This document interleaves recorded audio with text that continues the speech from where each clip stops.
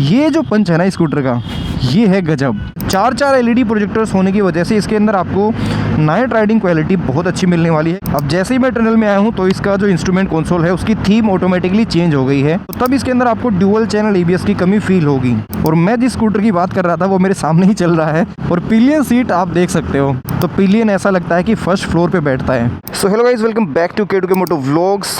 TVS Ntorq 150 इस scooter को मैं पिछले एक हफ्ते से राइड कर रहा हूँ, और सिटी हाईवे मिक्स कंडीशन में मैं इसको राइड कर चुका हूँ, और बहुत ज़्यादा ख़राब रास्तों पे भी राइड किया है, हाईवेज़ पे भी राइड किया है। सो इस एक हफ्ते में स्कूटर को यूज़ करने का, राइड करने का क्या एक्सपीरियंस रहा है अभी तक, वो आज इस वीडियो में मैं आपके साथ में शेयर करने वाला हूँ। और इस स्कूटर के क्या प्रोज हैं, क्या कॉन्स हैं, goods bads, positive points, negative points, उन सभी चीज़ों के बारे में आज की इस वीडियो में हम बात करने वाले हैं। सो स्कूटर को राइड करते हैं, और राइड करते हुए भी हम सारी चीज़ों के बारे में बात करेंगे।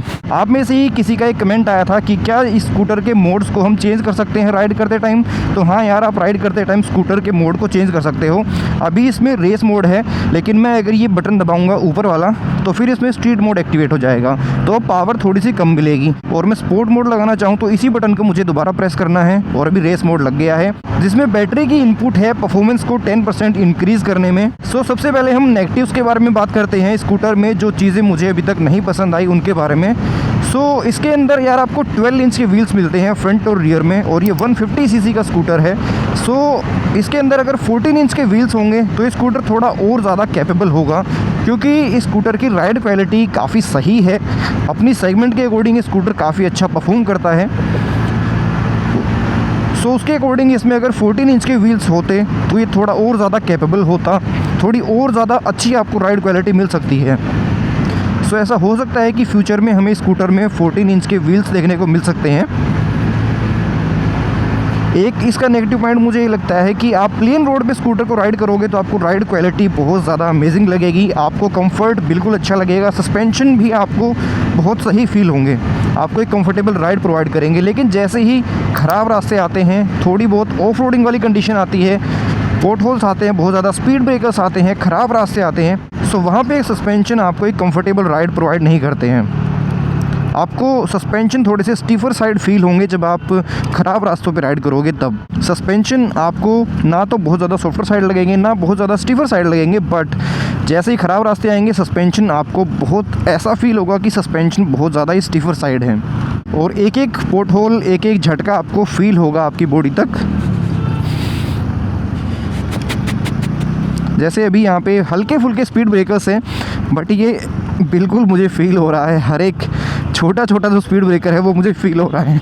अब जैसे ही मैं टनल में आया हूँ तो इसका जो इंस्ट्रूमेंट कंसोल है उसकी थीम ऑटोमेटिकली चेंज हो गई है। जैसे ही आप स्कूटर को नाइट में राइड करोगे तो थीम इसकी आपको और ज़्यादा अच्छी लगेगी, ऑटोमेटिकली ये थीम चेंज हो जाती है।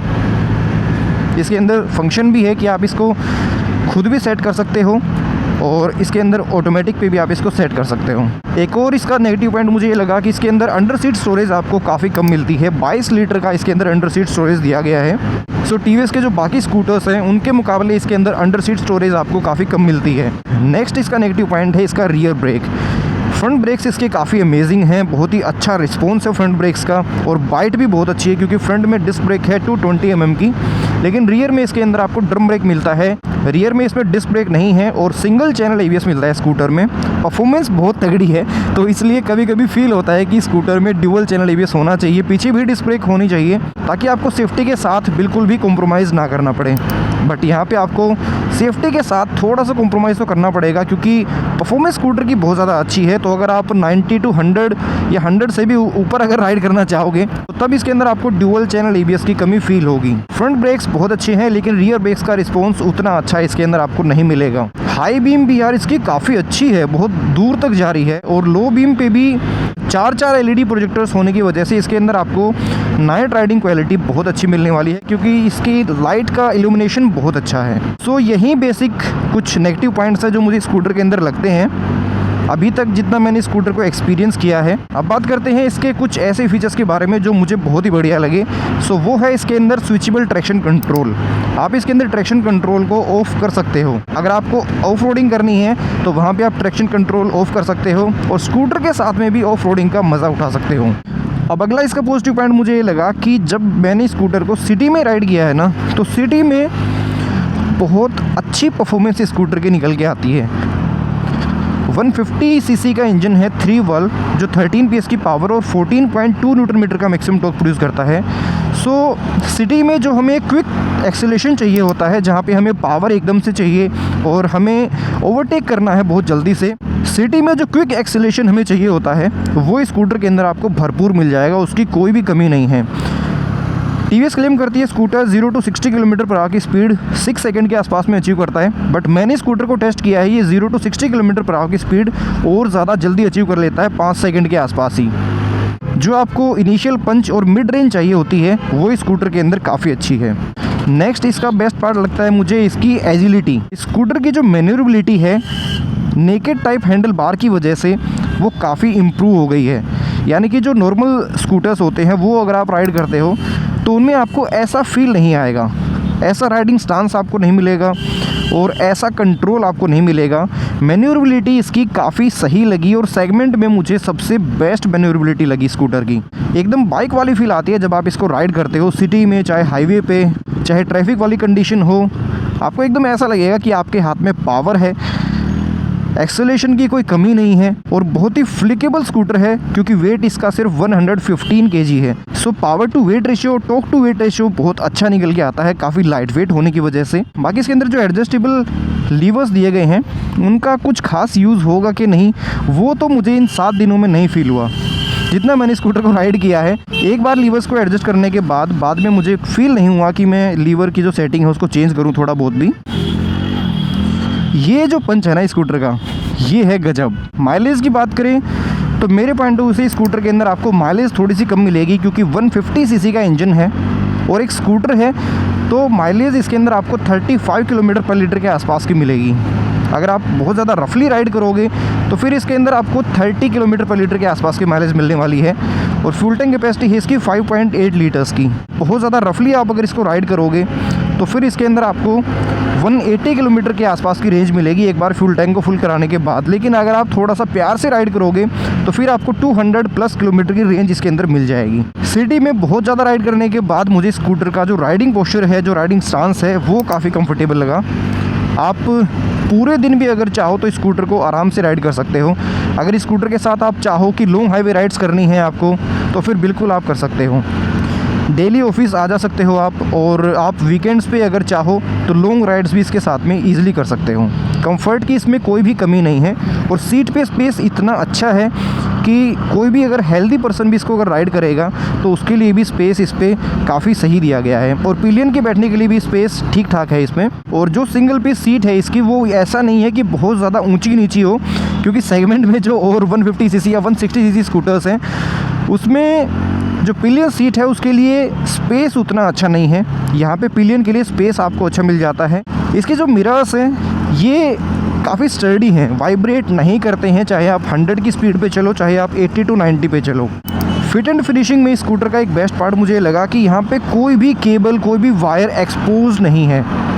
सारी केबल्स, वायरिंग बहुत प्रॉपरली मेंटेन की गई है, बहुत प्रॉपरली फिट एंड फिनिशिंग पे सारी चीज़ों पे ध्यान दिया गया है। और जितने भी इसके अंदर प्लास्टिक के पार्ट्स हैं, सारे प्लास्टिक के पार्ट्स की क्वालिटी अच्छी है, उनके ऊपर जो पेंट की क्वालिटी है वो भी अच्छी है। और सिटी में जब आपको एकदम से ब्रेकिंग करनी पड़ती है तो आप फ्रंट ब्रेक्स का यूज़ कर सकते हो, बट अगर आपको बिल्कुल प्रॉपरली ब्रेकिंग करनी है तो फिर आपको 60-70% फ्रंट ब्रेकिंग और 30% के आसपास रियर ब्रेकिंग का यूज़ करना है, क्योंकि यहाँ पे ड्यूअल चैनल ABS नहीं है। अगर आपने रियर ब्रेक्स बहुत ज़्यादा अप्लाई कर दिए तो फिर आपका स्कूटर अनबैलेंस हो सकता है। स्किड तो नहीं करेगा क्योंकि यहाँ पे ट्रैक्शन कंट्रोल है। जो इसके स्विच गियर्स की क्वालिटी है वो सेगमेंट में जितने भी स्कूटर्स हैं सबसे सही लगी मुझे। और जो इसका इंस्ट्रूमेंट कंसोल है, इसके अंदर फीचर्स बहुत ज़्यादा हैं, कनेक्टेड फीचर्स हैं, 10 button navigation, music controls, favourites को भी आप अपने अकॉर्डिंग सेट कर सकते हो।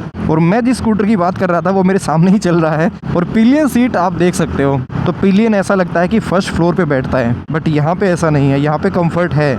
इसका एक नेगेटिव पॉइंट ये भी है कि यहाँ आपको परफॉर्मेंस तो अच्छी मिलती है, पंच अच्छा मिलता है, बट यहाँ आपको माइलेज के साथ थोड़ा सा कॉम्प्रोमाइज़ करना पड़ेगा क्योंकि थोड़ा बड़ा इंजन है 150 सीसी का, तो माइलेज आपको इसमें 150 सीसी के हिसाब से ही मिलेगी।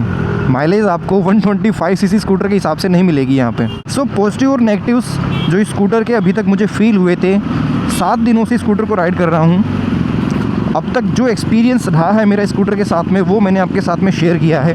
पॉजिटिव्स भी मैंने आपको बताए हैं, नेगेटिव्स भी बताए हैं। अब फाइनल वर्डिक्ट के बारे में बात करते हैं। फाइनल वर्डिक्ट क्या है स्कूटर को लेके। सो इस स्कूटर के अंदर जितने प्रीमियम फीचर्स हैं, traction control, TFT instrument console, adjustable levers, 4 LED lights, naked type handlebar, इन सभी चीज़ों को ध्यान में रखते हुए स्कूटर का प्राइस बहुत सही रखा गया है। इसका एक बेस वेरिएंट भी आता है जिसमें आपको TFT इंस्ट्रूमेंट कंसोल नहीं मिलेगा। उसका प्राइस है 1,09,500, 1,09,500 रुपये के आसपास। और ये जो टॉप वेरिएंट है इसका प्राइस है 1,18,500, 1,18,500 रुपये।